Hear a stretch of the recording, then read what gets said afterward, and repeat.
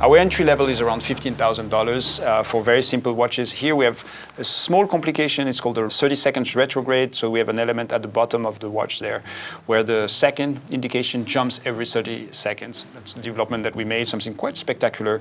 Younger collector maybe. Here it's water resistant, 120 meter, and we're around $20,000.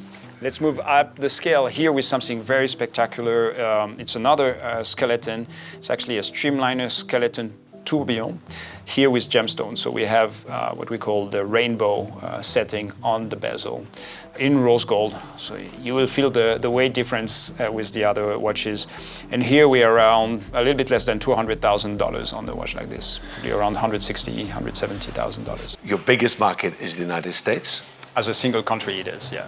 Trump has slapped a 39% tariff on Switzerland, the fourth highest globally. And that despite the Swiss being a big source of foreign direct investment in the United States.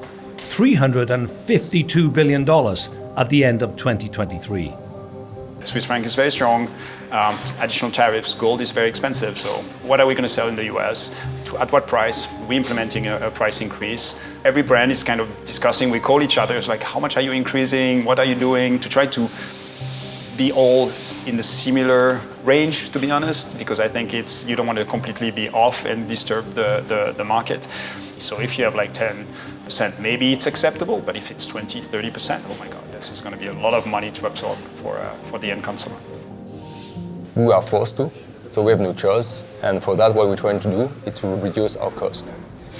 You've seen in the factory today, we do have a lot of workers that works by hand, and we're trying to see if we could replace a few of the operations that they do by hand, and actually to use those people for a more complicated operation.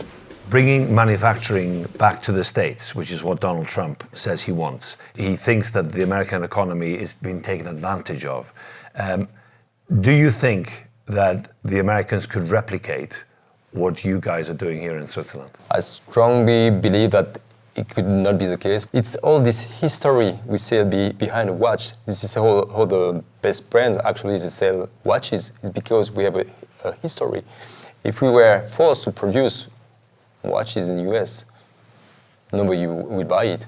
Because once again, you buy the idea of a unique country, extremely clean, extremely precise, and actually it doesn't make any sense to produce this in the US. And then the skills that we have here is very unique. This knowledge is really here. And it's a mentality. You see those workers with those skills, with this capability to actually produce the same piece every day.